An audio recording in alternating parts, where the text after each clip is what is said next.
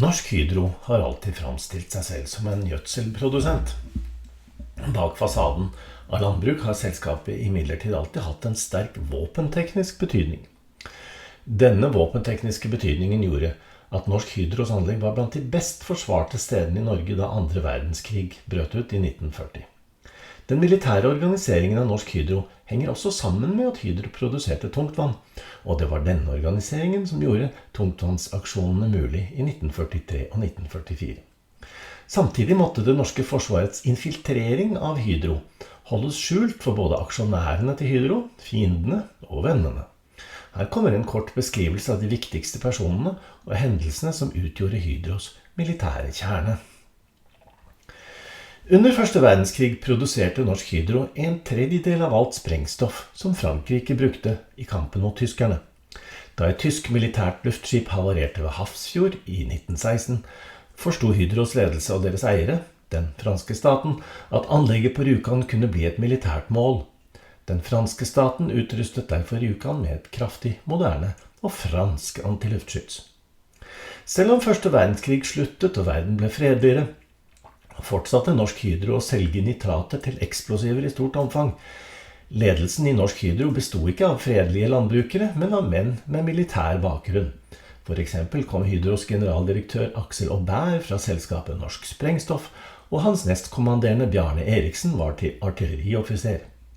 Hydro ansatte major Rolf Lovsov som organisasjonssjef.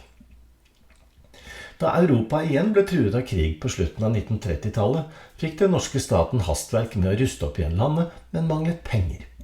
I Stortingets forsvarskomité holdes et hemmelig møte, der stortingspresident Hambro engstelig spør statsministeren om Norge ikke har noe moderne luftvern. Statsminister Nygaardsvold svarer rolig: Hydro har. Norsk Hydro kjøpte nemlig inn store mengder moderne våpen i et spleiselag med staten.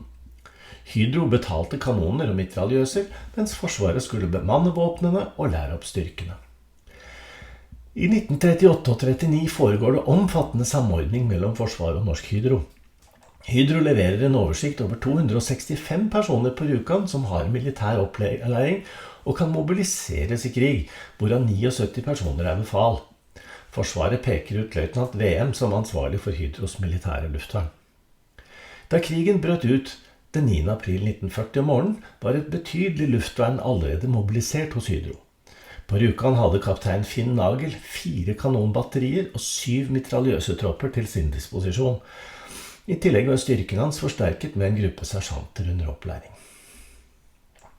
I løpet av april 1940 vokste Nagels styrke på grunn av alle soldatene som nektet å overgi seg, og som fant fram til ham for å kjempe videre. Nagel og Hydros organisasjonssjef, major Lovsov, holdt Rjukan ubeseiret helt til de norske styrkene i Sør-Norge kapitulerte i mai. Da bestemte Nagel og Rjukans politimester Torbjørn Hauger at de burde overgi stedet til tyskerne for å spare sivilbefolkningen for lidelser. Men først skjulte de hele sin hær i de voldsomme bygningsmassene på Rjukan.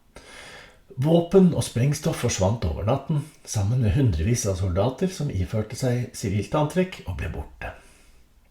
Da tyskerne rykket inn på Rjukan, traff de bare politimester Hauger, som overga en fullstendig sivilby og beholdt kontrollen selv. Noe av det første han gjorde var å arrestere tyske soldater for å ta seg til rette og plyndre offentlige bygninger. Sjefen for styrkene på Rjukan, kaptein Finn Nagel, flyktet til Oslo, der han begynte organiseringen av motstandsorganisasjonen XU. Fra sommeren 1940 og fram til 1943 kom en flokk erfarne veteraner tilbake fra krigen og inntok sine strategiske roller i Hydros organisasjon. Foruten Hydros organisasjonssjef major Lovsov kommer major Einvald Uri tilbake. Han var bataljonssjef i Romsdalen, der han slåss sammen med sin barndomskamerat Martin Linge. Einvald Uri var sikkerhetssjef og etter hvert sjef for patentkontor i Norsk Hydro. Etter krigen kommer han til å bli Norsk Hydros utsendte til Forsvarets atomvåpenkomité. På Herøya kommer major Finn Bakker som luftvernssjef. Han var med i kampen i Setesdalen og var en pioner i opprettelsen av XU på Sørlandet. Etter krigen blir Bakker general og sjef for Sørlandet forsvarsdistrikt. På Notodden kommer major Sigurd Omdal. Han hadde nektet å adlyde ordrene fra sin NS-sjef i Narvik. Han tok med seg 300 soldater opp på Bjørnfjell og kjempet videre der til nederlaget. Etter krigen ble Åndal nestkommanderende hos Bakker.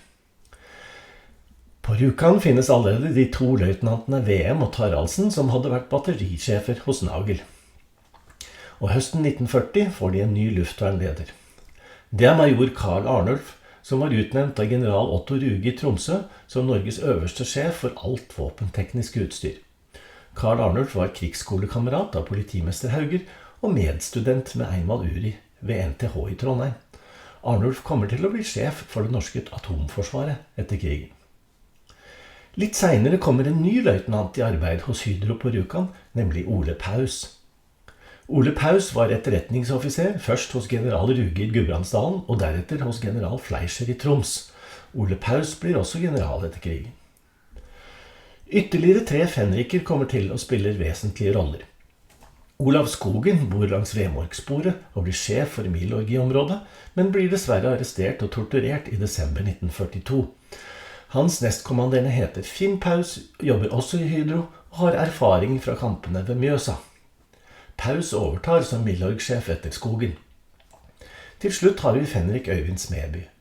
Han var en sprengstoffekspert fra Raufoss ammunisjonsfabrikk, som av ubegripelige grunner får jobb på Vemork rett før sabotasjene finner sted.